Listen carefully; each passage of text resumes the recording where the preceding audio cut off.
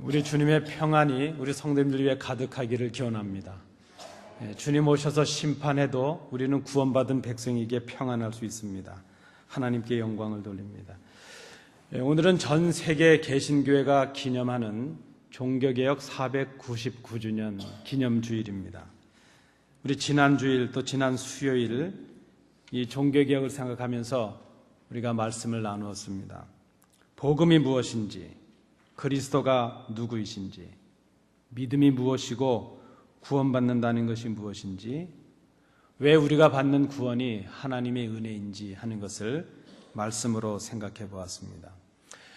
우리가 말씀으로 생각해 본 그것들은 종교개혁자들의 기본적인 목표가 되었던 5가지 강령을 중심한 것이었습니다. 여러분 아시는 대로 5가지 강령이라는 것이 이것입니다. 솔라 그라치아, 오직 은혜로 하는 것이죠. 솔라 피데, 오직 믿음으로. 솔라 스크립투라, 오직 성경으로. 솔루스 크리스투스, 오직 그리스도로. 그리고 마지막으로 솔리 데오 글로리아, 하나님께, 오직 하나님께 영광을. 이 5가지 강령이 종교개혁자들의 개혁의 목표였고 믿음과 삶의 목표였다 말할 수 있습니다. 그리고 이런 종교개혁자들의 이런 구원과 믿음의 목표가 되었던 이 강령의 기본 정신이 무엇인가 하면 바로 코람 데오라는 말이었습니다. 코람 데오, 하나님 앞에서 하는 말입니다. 그들이 개혁을 이룰 수 있었던 그 개혁의 첫 출발이 되었던 그들의 신앙은 바로 우리가 지금 하나님 앞에 서 있다는 그런 신앙이었습니다. 하나님 앞에서 하는 것이죠.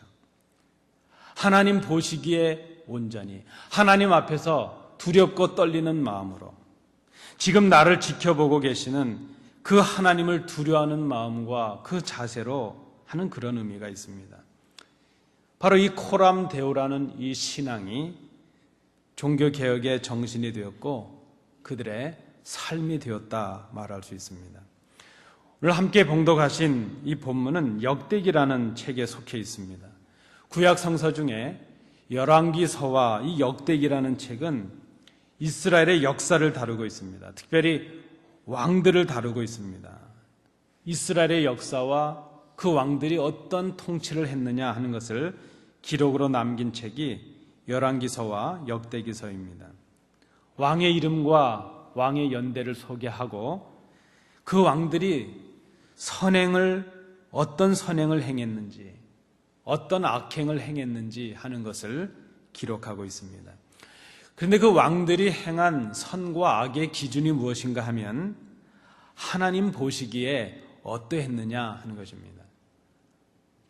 이 오늘 본문에도 보면 요시야라는 사람이 나오는데 그가 이 왕들 중에 선한 일을 행한 왕으로 꼽히는 왕입니다.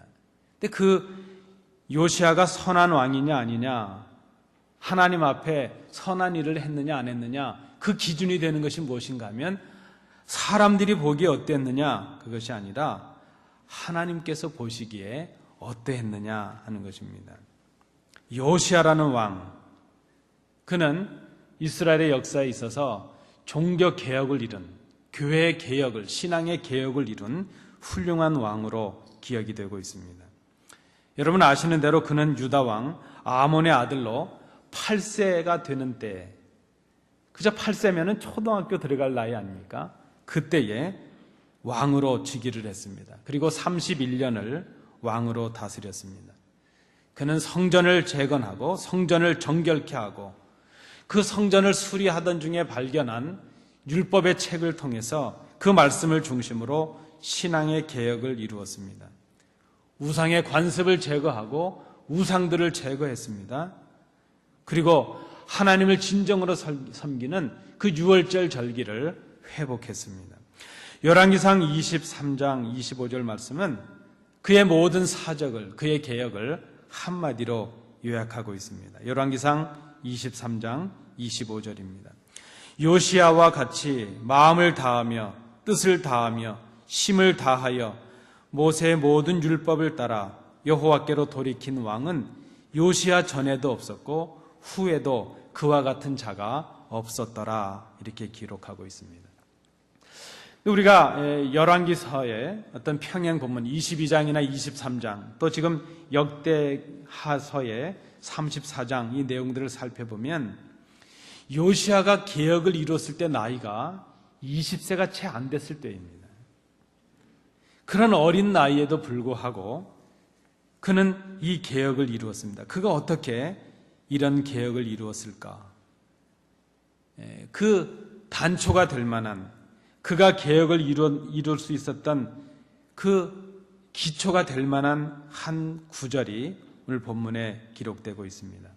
오늘 함께 읽으신 본문의 2절 말씀을 보시기 바랍니다. 여호와 보시기에 정직하게 행하여 그의 조상 다윗의 길로 걸으며 좌우로 치우치지 아니하고 라는 말입니다. 여호와 보시기에 하는 말이죠. 여러분, 이 여호와 보시기에 라는 이 말이 히브리어 단어로는요, 베에네 야훼라는 말입니다. 베에네 야훼라는 말, 제가 굳이 지금 히브리어를 설명드리는 이유가 있습니다. 여호와 보시기에 베에네 야훼, 이 베에네 야훼라는 이 말 속에 베에네라는 말은 전치사와 아인이라는 눈이라는 단어가 합성되어 있는 단어입니다. 근데 복수형이 쓰였죠.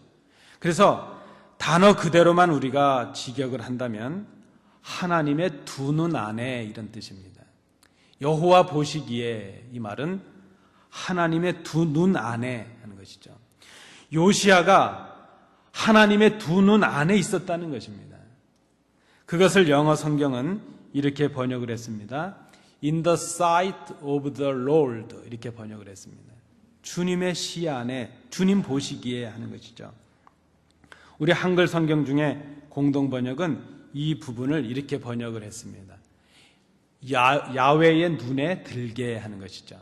하나님의 마음에 들게 하는 그런 의미로 해석을 했습니다. 하나님의 두 눈 안에 그것이 하나님 보시기에였다는 것이죠. 하나님 보시기에 어떤 사람이었는가? 그것이 요시야의 개혁의 첫 출발이었다는 것입니다. 이 말에서 종교개혁자들은 바로 코람데오라는 말을 떠올렸습니다.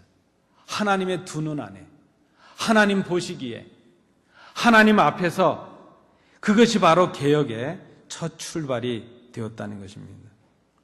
여러분, 하나님의 두 눈 안에 나는 어떤 사람입니까? 여러분은 어떤 사람이십니까? 하나님께서 보시기에 여러분들은 어떤 분들입니까? 사람의 눈이야 피할 수도 있고 속일 수도 있지만 우리가 하나님의 눈을 어떻게 피할 수 있고 속일 수 있겠습니까? 하나님 보시기에 여러분들은 어떤 분들이십니까? 하나님 보시기에 여러분의 정체는 무엇입니까? 그것이 바로 신앙이었다는 것입니다. 그 하나님 앞에서 두렵고 떨림으로 살아가는 것, 그것이 신앙이요. 그 하나님 앞에서 하나님의 마음에 들도록 살아가는 것, 날마다 자신을 변화시켜 나가는 것, 그것이 바로 개혁이었다는 것입니다. 코람데오, 하나님 보시기에, 베에네 야훼, 바로 그것이 개혁신앙의 기준이요 출발이 되었다는 것입니다. 여러분, 우리가 종교개혁의 기념일을 맞이하면서 개혁을 생각해 봅니다. 개혁이 무엇입니까? 개혁은 우리가 생각할 때 제도도 고치고 사람도 고치고 사람도 바꾸고 주위 환경도 바꾸고 떠들썩해지는 것이 개혁이라고 생각을 합니다. 그러나 그것들은 개혁의 결과일 수는 있습니다. 개혁의 첫 출발은 나 자신에서 시작하는 것입니다. 내가 하나님 보시기에 합당한 사람들이 되는 것, 그렇게 날마다 우리를 변화시켜 나가는 것, 그것을 개혁이라 말할 수 있습니다.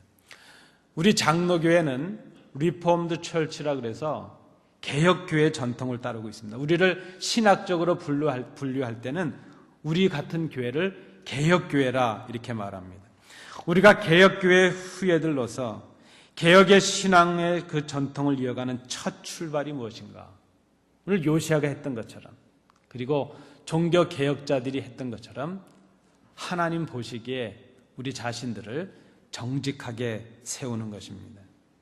그것이 종교 개혁의 신앙이요, 여호와 보시기에 그 신앙이요, 코람 데오의 신앙이라 말할 수 있습니다. 오늘 본문을 통해서 요시아가 보여주었던 그 코람 데오의 신앙, 하나님 보시기에 정직하게 행했다는 것, 그것이 무슨 의미일까 하는 것을 생각해 봅니다. 오늘 본문을 중심으로 본문에 국한해서 생각을 해봅니다. 첫 번째, 하나님이 보시기에 정직히 행했다는 것, 그것은 말씀에 순종하는 삶을 사는 것을 의미한다 하는 것입니다. 저를 한번 따라해 주십시오. 하나님 보시기에 정직히 행하는 것은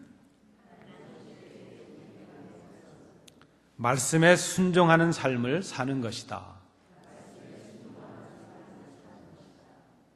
고맙습니다. 여러분, 예수 믿는 것은 쉽습니다. 그런데 또 한편으로 보면 예수님을 믿는 것은 참으로 어렵습니다. 예수 그리스도를 통해서 우리가 값없이 받은 은혜로 하나님을 믿고 예수님을 믿는 것은 쉬운 일인데, 그 예수로 인해서 예수를 믿음으로 구원을 받은 우리가 하나님의 말씀을 지키며 살아간다는 것은 쉬운 일이 아닙니다. 우리의 힘과 능력으로 하기가 벅찬 일입니다. 그래서 우리는 날마다 하나님께 기도하고 성령님의 도우심을 구할 필요가 있습니다. 오늘 2절 말씀해 보시면 요시야 왕이 하나님 보시기에 정직하게 행하여 그의 조상 다윗의 길로 걸으며 좌우로 치우치지 않았다, 이렇게 기록하고 있습니다. 다윗의 길로 걸었다는 것이 무슨 의미겠습니까? 우리가 이 의미를 역대하 7장에서 찾아볼 수 있습니다. 솔로몬이 자기의 궁과 하나님께 드릴 성전의 공사를 다 마쳤습니다. 그리고 하나님께 봉헌을 한 것이죠. 그때 하나님께서 그 성전의 공사를 마친 그날 밤에 솔로몬에게 나타나셔서 말씀을 하십니다. 약속을 주십니다. 이제 앞으로 솔로몬 내 나라의 왕위를 견고하게 하겠다, 그렇게 약속을 해 주십니다. 그런데 그 약속을 주시기 전에 하나의 조건을 대십니다. 그 내용이 역대하 7장 17절 18절에 나타납니다. 제가 봉독해 드립니다. 내가 만일 내 앞에서 행하기를 내 아버지 다윗이 행한 것과 같이 하여 내가 너에게 명령한 모든 것을 행하여 내 율례와 법규를 지키면 내가 내 나라 왕위를 견고하게 하되 전에 내가 내 아버지 다윗과 언약하기를 이스라엘을 다스릴 자가 내게서 끊어지지 아니하리라 한 대로 하리라. 이 17절 말씀에 내가 만일 내 앞에서 행하기를 내 아버지 다윗이 행한 것 같이 하여 내가 너에게 명령한 모든 것을 행하여 내 율례와 법규를 지키면 하는 말씀이 있습니다.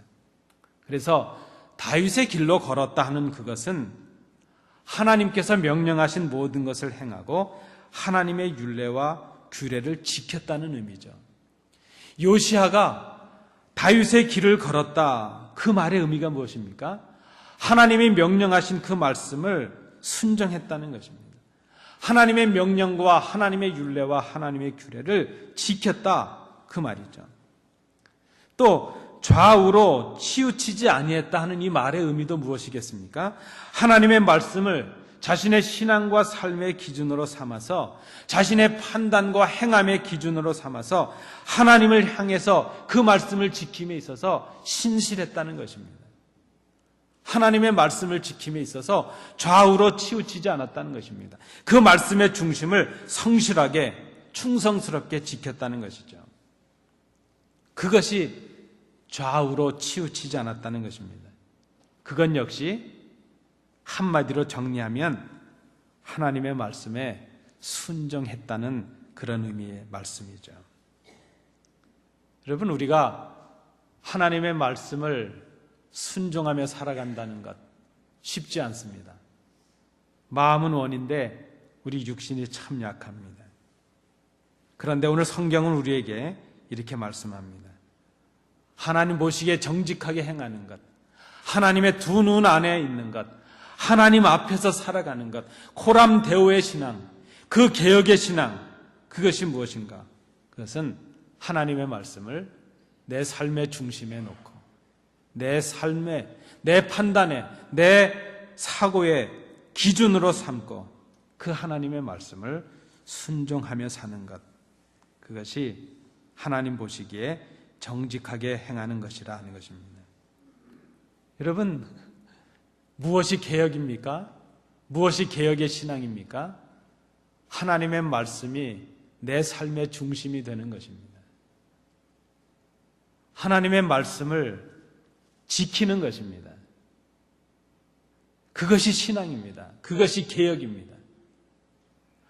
어제보다 오늘이 더 하나님의 말씀을 지키는 삶으로 변화되는 것, 그것이 개혁입니다. 오늘보다는 내일이 더 하나님 앞에 그 말씀을 지키려고 애쓰는 삶으로 조금씩이라도 변화해 나가는 것, 그것이 개혁입니다. 우리는 오랜만에 만나면 그런 인사를 참 좋아합니다. 아유, 여전하시네요. 이런 말 좋아합니다. 여전히 피부도 팽팽하시고 여전히 고우시고 여전히 건강하시네요. 좋은 말입니다.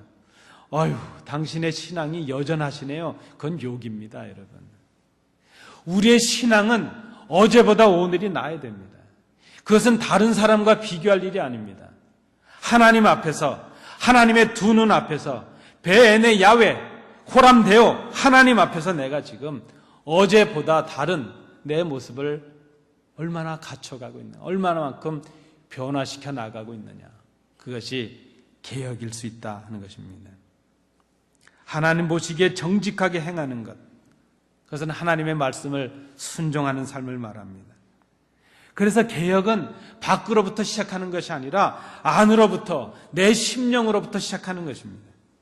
하나님의 말씀에 나 자신을 복종시키는 것이 바로 개혁의 첫 출발입니다. 개혁은 말씀을 자신의 생각과 행동의 중심과 기준으로 삼는 것을 말합니다. 하나님의 말씀에 순종하는 것, 이것이 개혁의 삶입니다. 루터가 그랬고, 칼빈이 그랬고, 요시아가 그랬고, 성경에 나타나는 모든 인물들이 그랬고, 우리의 믿음의 선배들이 그랬습니다. 하나님의 말씀 앞에 자신을 치고 복종시키고 그 말씀에 순종하는 것, 그것이 바로 개혁이었다는 것입니다.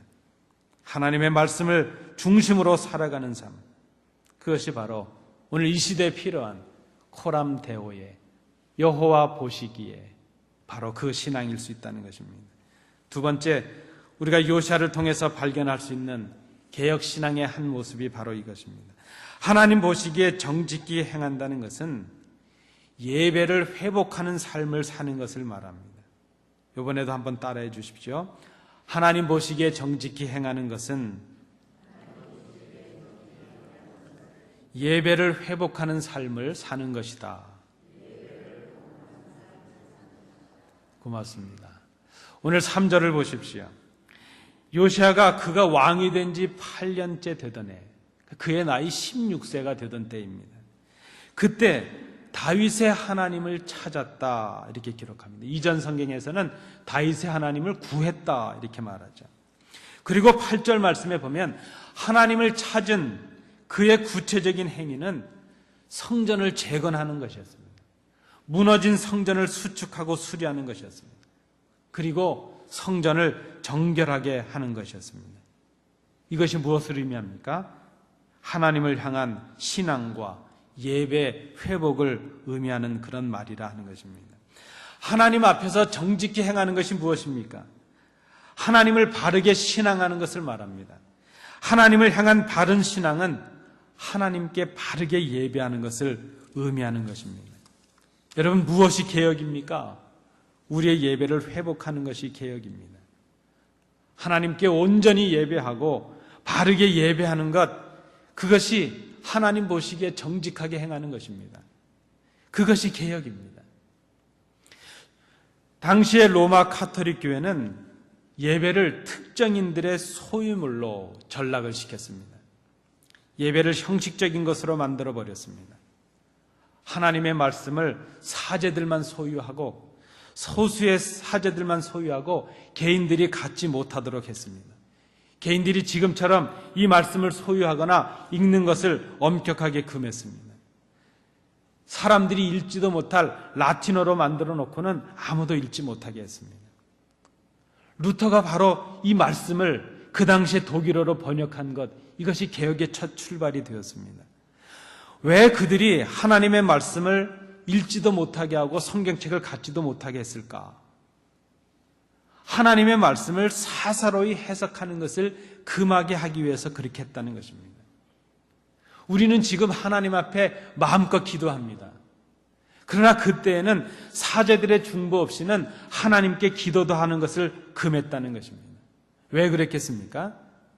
성도들이 하나님 앞에 기도할 때에 사람들에게 보이려고 하거나 하나님께 바로 구하지 못하므로 오히려 그것이 죄가 되고 하나님을 경홀히 여기는, 그럴 수 있다는 그것 때문에 개인들이 기도하는 것도 금했다는 것입니다. 여기에 대해서 루터와 개혁가들이 만인이 제사장직의 사명이 있고 그런 은혜를 받았다는 것을 주장하지 않았겠습니까? 그런데 여러분, 그렇게 우리가 지금 이 개혁가들의 공로로 인해서 이제 우리는 하나님 앞에 기도도 할 수 있고 말씀도 소유할 수 있는 그런 은혜의 시대를 살아가고 있습니다. 그런데 여러분, 그런 자유를 누리는 지금 우리의 예배를 한번 살펴볼 필요가 있습니다. 우리의 성전은 정결하게 되어야 될 모습이 없는지 생각해 봅니다. 우리의 예배가 하나님께 온전히 드려지고 있는 예배가 되고 있는지. 그 어느 때보다도 이 시대 예배는 화려해졌습니다. 그런데 이제 예배한다 혹은 예배 드린다라는 말보다는 예배 본다라는 말이 더 적절한 시대가 되었습니다. 예배가 이벤트가 되고 예배가 음악회가 되고 예배가 무슨 쇼업하는 그런 자리가 되고 말았습니다. 예배는 점점 화려해지는데 정작 그 예배를 받으시는 하나님이 계시지 않습니다. 우리의 예배들을 돌아볼 때가 되었습니다.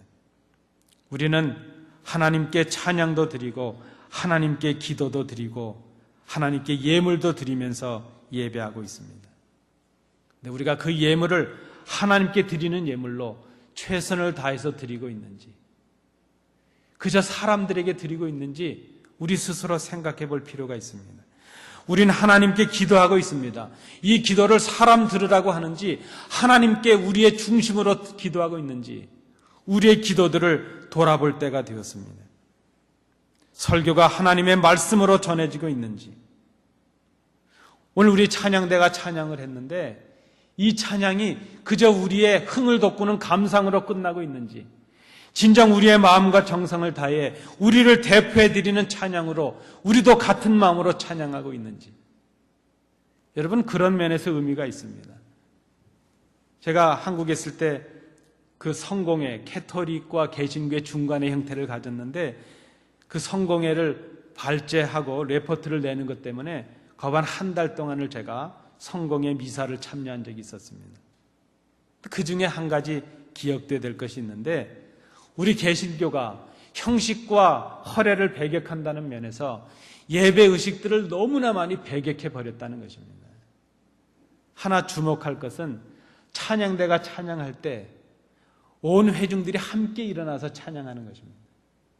찬양은 대표로 찬양대가 하는데 온 회중들이 일어나죠. 왜 그런가 하면 이 찬양은 우리가 지금 듣고 감상하는 것이 아니라 우리를 대표해서 뽑은 저 찬양대원들을 통해서 하나님께 찬양한다는 그런 마음으로 함께 하나님께 찬양을 하는 것이죠. 성경을 봉독할 때 온 회중이 일어나서 하나님의 말씀을 듣습니다. 설교는 알아서 앉아서 들을지언정 하나님의 말씀은 서서 함께 봉독하는 것이죠. 왜 그런가 하면 하나님의 말씀이 낭독되고 있기 때문이라는 것입니다. 여러분, 오늘 우리의 예물과 찬양과 우리의 기도와 우리의 모든 예배 순서들이 하나님의 이름을 찬양하는, 하나님께 드려지는 영광이 되고 있는가, 우리가 스스로 잘 생각해 봐야 될 것입니다. 기도의 자유와 말씀을 소유하는 우리들, 지금 이 말씀을 바르게 해석하고 바르게 기도하는 신앙의 정결을 이루고 있는가? 설교가 하나님의 말씀을 전하는 신원의 전달이기보다는 교인들의 기분을 유쾌하게 맞추는 그런 소리로 끝나고 있지는 않은가? 우리가 우리를 돌아볼 때가 되었습니다. 수많은 이단들이 말씀을 왜곡하고 거짓으로 교회를 미혹하고 있는 이때에 우리는 그 말씀의 깊이를 위하여 훈련하지 아니하고 배우지 아니하고 있습니다. 우리의 예배를 회복해야 된다는 말들을 많이 하십니다. 우리 예배가 회복이 되어야 됩니다.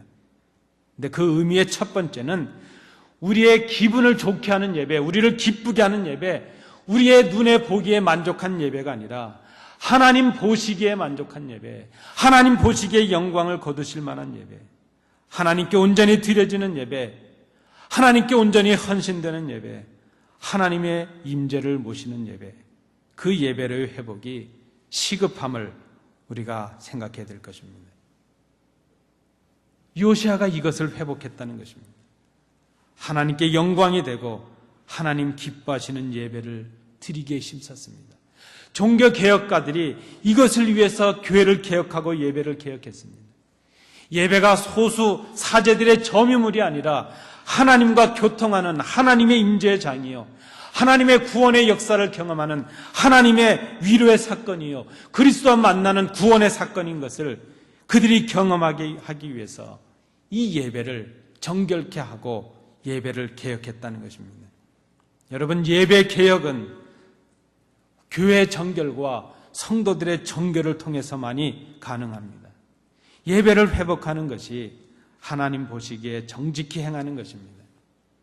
이것이 요시야 개혁의 그 내용이요, 종교개혁가들의 코람데오의 신앙이었다는 것입니다. 성도 여러분, 우리 예배가 회복되기를 원합니다. 이 예배가 사람들과 함께하고 있지만 하나님께 드려지는 예배인 것을 하나님 앞에서 하고 있는 것임을 우리가 기억해야 될 것입니다. 마지막 세 번째로 하나님 보시기에 정직히 행한다는 것은, 저를 한번 따라해 주십시오. 우상을 버리는 삶을 사는 것이다. 네, 고맙습니다. 요시야 왕의 이 개혁의 핵심은 말씀을 통해서 성전을 정결하게 함으로 예배를 새롭게 하고, 그리고 그 다음에 그가 한 일이 무엇입니까? 우상을 온 나라에서 제거하는 그런 일이었습니다. 제단에 들어와 있는 모든 우상들을 다 버려버렸습니다. 요시아는 그 아버지 아몬이 행한 일을 기억했을 것입니다. 이 아몬의 아버지가 므낫세 왕이죠. 요시아의 할아버지입니다. 므낫세가 하나님 앞에서 악을 행했는데 그 악의 내용이 무엇인가 하면 우상을 섬기는 것이었습니다. 근데 므낫세가 나중에 깨닫고 그 우상의 상들을 다 버려버렸습니다. 아마 그가 하나님 앞에 이제는 이런 죄를 범하지 않아야 되겠다는 생각에서 그 아들 아몬만큼은 이 우상의 죄를 범하지 않기를 바랬을 것입니다. 므낫세가 그 우상들을 파괴하지 아니하고 그냥 내다 버렸는데 그의 아들 아몬은 그 버린 우상들을 그대로 가져다가 또 아버지 므낫세가 했던 것처럼 그냥 악을 행했다는 것입니다. 우상을 섬겼다는 것입니다. 그 내용이 역대하 33장 21절, 22절에 나타납니다. 제가 봉독해 드립니다. 아몬이 왕 위에 오를 때에 나이가 22세라 예루살렘에서 2년 동안 다스리며 그의 아버지 므낫세의 행함같이 여호와 보시기에 악을 행하여 아몬이 그의 아버지 므낫세가 만든 아로새긴 모든 우상에게 제사하여 섬겼으며, 이것이 바로 아몬이 행한 악이었습니다. 근데 요시아가 이것을 기억했다는 것입니다. 할아버지가 버린 우상을 아버지가 그대로 갖다가 새로 섬기는 것을 보았습니다. 이제 요시아는 이 우상을 버리는데 어떻게 합니까? 할아버지 므낫세나 아버지 아몬같이 행하지 아니했다는 것입니다. 그것은 하나님을 향한 악이 되는 것을 그가 깨달았기 때문입니다. 요시아는 산당들과 아세라 목상들과 아로새긴 우상들과 부어 만든 우상들을 제거해 버립니다. 그런데 그냥 제거하는 정도가 아닙니다. 바알의 모든 제단들을 헐어버렸습니다. 그 위에 있었던 태양상들을 다 찍어버렸습니다. 아세라 목상들과 아로새긴 우상들과 부어 만든 우상들을 아예 빻아서 가루로 만들고 재로 만들어서 다 태워버렸다는 것입니다. 우상을 제사하던 그런 사람들의 무덤에 재로 만들어서 다 뿌려버렸습니다. 우상 숭배에 앞장섰던 이미 죽은 제사장들의 그 뼈를 무덤에서 다 건져내서 그 뼈까지도 다 불살라 태워버렸다는 것입니다. 우상의 잔재들을 철저하게 버려버렸습니다. 악은 모양이라도 철저하게 버리는 그런 모습을 가진 것입니다. 여러분, 우상을 제거하는 것, 이것은 타협이 있을 수 없습니다. 거짓 진리를 용납하는 것, 타협이 있을 수 없습니다. 악은 모양이라도 버려야 됩니다. 진리가 아닌 것, 이제 하나님을 섬기는 데 방해되는 것 철저하게 버릴 수 있어야 될 것입니다. 그런데 여러분, 우리에게 심각한 문제가 있습니다. 여기 계신 어떤 성도라도 지금 아몬 왕이나 므낫세 왕이 했던 것처럼 눈에 보이는 어떤 우상을 섬기는 분들은 아무도 안 계실 것입니다. 뭐 집에 지금 아세라 목상을 갖다 놓으셨겠어요? 바알 그런 신당을 세워 놓으셨겠어요? 그런 성도들은 지금 아무도 안 계십니다.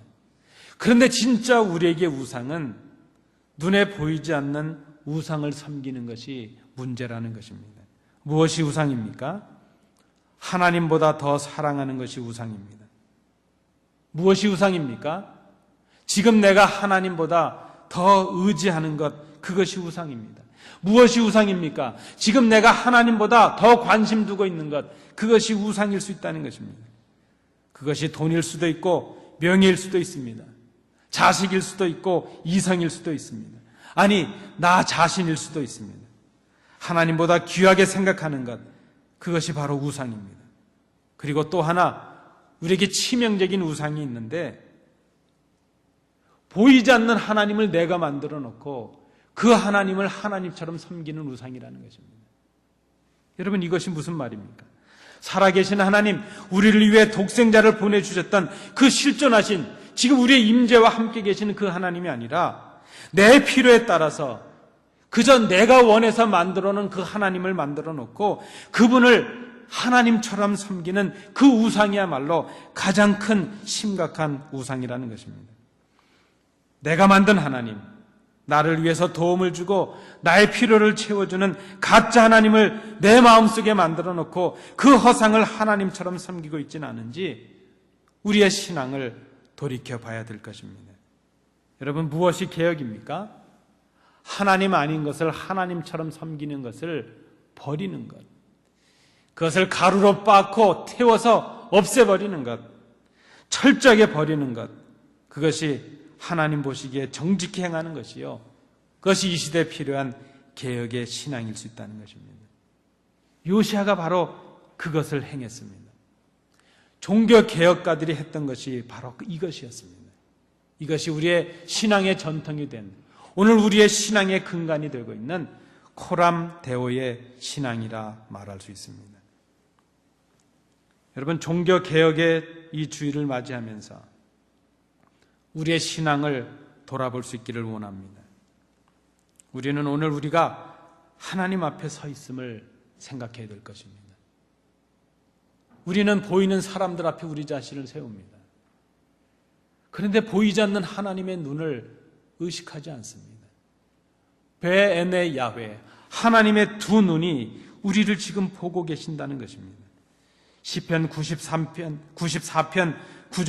9절 말씀은 이런 기록으로 남기고 있습니다. 귀를 지으신 자가 듣지 아니하시랴, 눈을 만드신 이가 보지 아니하시랴. 여러분, 하나님께서 우리의 모습을 다 보고 계십니다. 우리의 은밀한 소리도, 우리의 마음의 소리까지도 다 듣고 계십니다. 개혁이 무엇입니까? 개혁은 하나님 앞에 자신을 세우는 것입니다. 그곳에서부터 진정한 개혁이 시작이 됩니다. 요시아는 하나님의 두 눈 앞에 자신을 정직하게 세웠습니다. 종교개혁가들은 코람데오, 하나님 앞에서의 신앙으로 자신들을 말씀 앞에 세우고 하나님 앞에 세웠습니다. 그것이 바로 개혁이 되었습니다. 말씀에 순종하는 것이었습니다. 하나님 앞에 예배를 회복하는 것이었습니다. 그리고 하나님 아닌 우상들을 철저하게 버리는 것이었습니다. 이것이 바로 오늘 우리가 본받아야 될 우리의 신앙의 근간이 되는 개혁신앙의 전통이라 말할 수 있습니다. 여러분, 오늘 우리는 개혁을 생각하고 있습니다.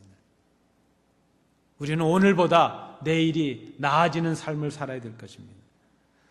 우리는 어제보다 오늘 무엇인가 변화되어서 하나님 보시기에 더 그럴듯한 모습으로 바뀌어 있어야 될 것입니다.